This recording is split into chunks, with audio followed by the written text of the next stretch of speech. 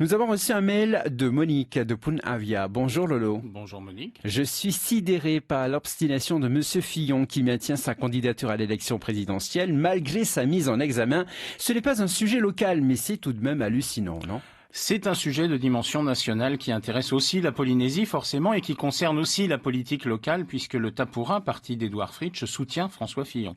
Le Tapura qui se dit embarrassé fera-t-il partie de ces soutiens qui, après l'annonce de sa mise en examen, vont lâcher le mari de Pénélope ? Le seul à avoir ses 500 signatures, plus de 700 d'ailleurs, et je me demande si au rythme où vont les choses, certains n'aimeraient pas retirer cette signature.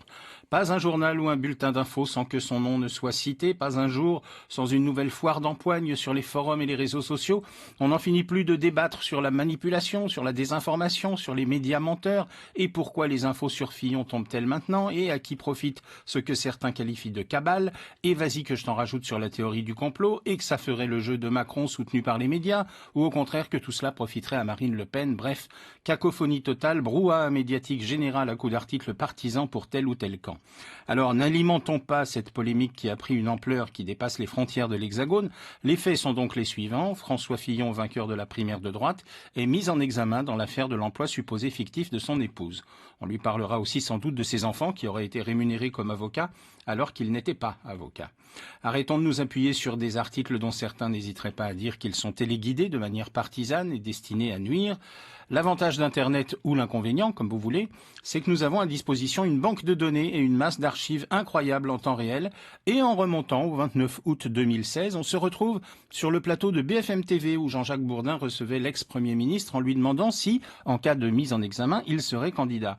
Non catégorique de Fillon, et il a même dit cette phrase précise, je cite, « Si j'étais mis en examen, je considérerais que je ne suis pas en mesure d'assurer la direction du pays dans des conditions exemplaires. C'est une question morale. » Fin de citation. Faut-il en dire plus ? On m'a toujours appris que plus on est haut placé, plus on devait montrer l'exemple. Mais ça, c'était avant. Monsieur Fillon, 6 mois plus tard, fait exactement le contraire de ce qu'il avait dit en maintenant sa candidature, après avoir également déclaré à la tribune que l'on n'imaginerait pas le général de Gaulle mis en examen et ironisé également sur les affaires qui collaient à Nicolas Sarkozy. Comme il dit, les Français jugeront de sa conception de l'honneur, de la morale et de la parole donnée.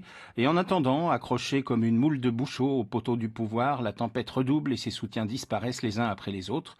Alors selon vos convictions politiques, courage Fillon ou courage Fuyons.